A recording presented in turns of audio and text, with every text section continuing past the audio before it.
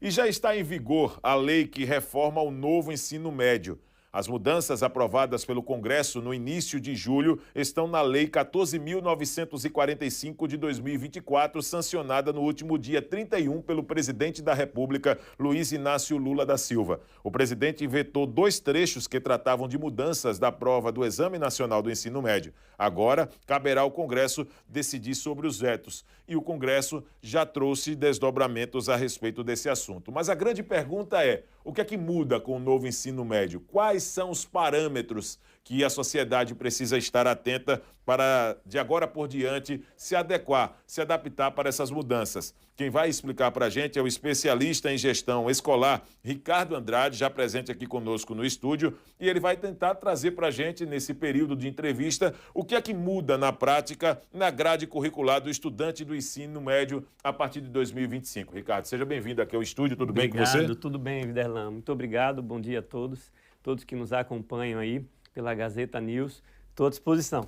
Vamos falar então o que é que muda a partir de agora, já em 2025, nessa nova modalidade que o ensino médio passa para os estudantes. Sim, a verdade, o ensino médio, ele passou desde 2017 a ser organizado às horas como formação geral básica e como itinerário formativo. Então, o que nós teremos agora é um aumento do que a gente chama de formação geral básica, que é aquele currículo que a gente conhece, aquele currículo tradicional, com biologia, física, química, matemática. Essa carga horária aumentou, né? Ela entrou em 2.400 horas.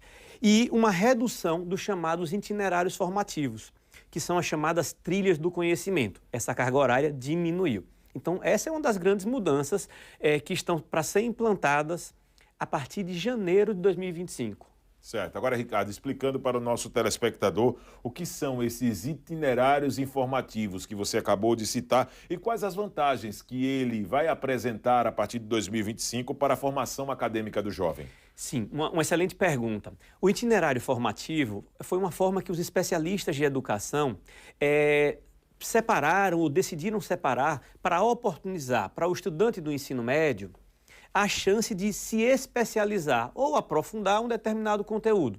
Então, por exemplo, algumas escolas colocam como itinerário formativo algumas matérias como retórica, algumas matérias como maker, empreendedorismo. É óbvio que isso é bem disruptivo, mas é uma possibilidade. A maioria das escolas, no entanto, colocam como itinerário formativo o aprofundamento nas disciplinas.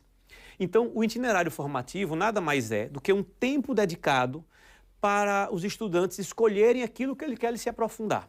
Entendo. Então, acaba sendo esse tempo maior para a dedicação do estudante. Exatamente. Mesmo porque, como existe uma contingência, no final das contas, que é o vestibular, às vezes o estudante quer ir para uma área de humanas, estaria estudando ali muitas matérias de matemática, o que não interessaria. Entendo. Com o itinerário formativo, ele pode dedicar e escolher uma grande quantidade de horas de humanas para esse exemplo.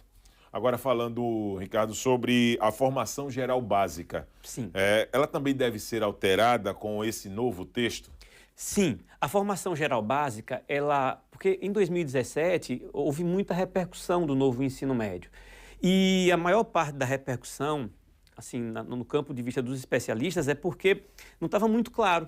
Então, as principais alterações para a formação geral básica é deixar quais disciplinas que são obrigatórias. Então, isso não estava claro. Filosofia e sociologia, é ou não é obrigatório? Não tinha isso texto no claro. E agora não, agora está explícito que sociologia e filosofia são disciplinas obrigatórias, que português, matemática, biologia, física, química são disciplinas obrigatórias. Então, isso é muito importante. É um marco muito importante porque mostra exatamente quais disciplinas têm que aparecer como obrigatórias. Entendo. Para além disso, o aumento de carga horária da formação geral básica também é um ponto positivo para o estudante, porque agora sai de 1.800 horas no ensino médio de obrigatório para 2.400 horas de obrigatório, que também é muito bom. Agora, estamos acompanhando o drama vivido por muitos que, em processo de conclusão, saindo do ensino fundamental para o ensino médio, eles acabam também tendo ótimas notas, avaliações no Exame Nacional do Ensino Médio, mas para o ingresso nas universidades. O que é que isso pode, por exemplo, trazer de mudanças com essa mudança no texto também, já a partir de 2025? Sim, essa é uma pergunta muito bacana e muito interessante, Porque o que é que acontece? Os estudantes que estarão em 2025 na terceira série e na segunda série não precisam se preocupar. Vou repetir aqui. Quem tiver no ano que vem, em 2025, na terceira série e segunda série, nenhuma alteração. A mudança vai começar a partir dos estudantes que entrarão em 2025 na primeira série.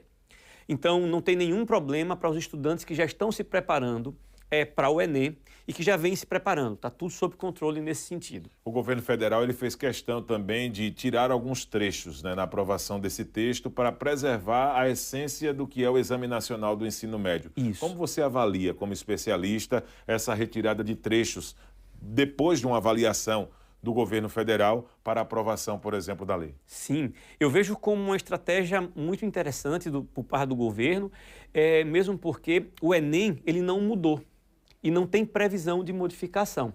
Então, para o estudante que está aí ou dentro do ensino médio ou se preparando para entrar no ensino médio, é importante que ele saiba que existe uma matriz de estudos do Enem. Isso é bem importante. A matriz de estudos do Enem é uma coisa. A matriz de estudo da BNCC, que é o ensino médio, é outra Sim. coisa. E não há nenhuma previsão, pelo menos por agora, de haver uma unificação dessas matrizes. Então, o Enem permanece do jeito que sempre foi. Aqui no estúdio nós estamos recebendo o Ricardo Andrade, ele é especialista em gestão escolar, falando sobre o novo ensino médio e as mudanças a partir de 2025, com aprovação pelo Senado e sanção já do presidente da República, Luiz Inácio Lula da Silva. Ricardo, se já houve uma reforma em 2017, como você bem colocou no início da entrevista, por que então uma nova redação para alterações do ensino médio? Sim. O que é que acontece? Em 2017, houve a apresentação da nova BNCC com enfoque no ensino médio. E o que é que isso significava? A introdução dos chamados itinerários formativos. Acontece que o Brasil tem uma estruturação social que simplesmente não iria acompanhar, sobretudo no ensino público, essa reforma do ensino médio. Então, as escolas privadas, pela sua velocidade de investimento, possivelmente dariam conta. As escolas públicas possivelmente não dariam conta. Então, houve uma grande pressão social desde 2017 para que fosse revisto isso, né? E, de uma certa forma, felizmente foi revisto, com uma redução justamente desses itinerários formativos.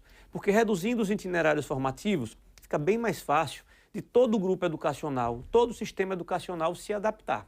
Ricardo, agora falando para o nosso telespectador, para o internauta, pelo pessoal que vem acompanhando através do portal gazetaweb.com essa nossa entrevista. Pois não. Em termos gerais, os benefícios desta nova lei, o que é que, por exemplo, a lei vai trazer de contribuição, os benefícios dela com o novo ensino médio em 2025? Sim.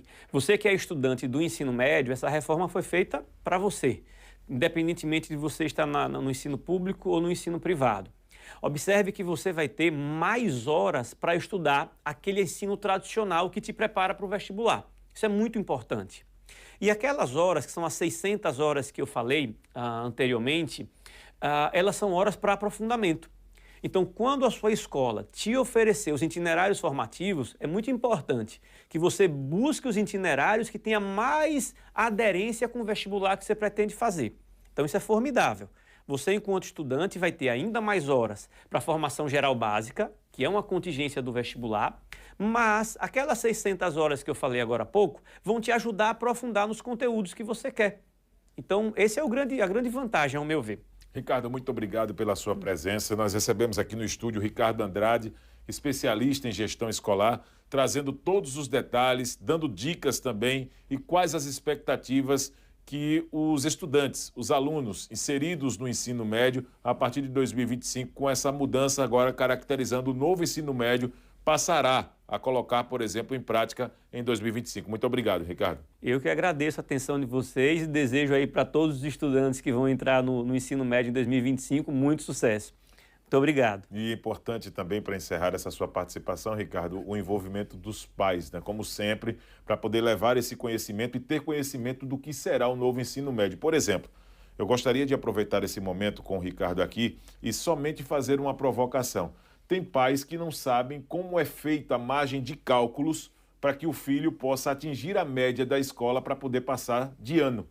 Isso é uma situação que me preocupa muito, sabe, Ricardo? Eu gostaria que você, como especialista, também falasse essa importância dos pais buscarem conhecimento também sobre as regras nesse momento.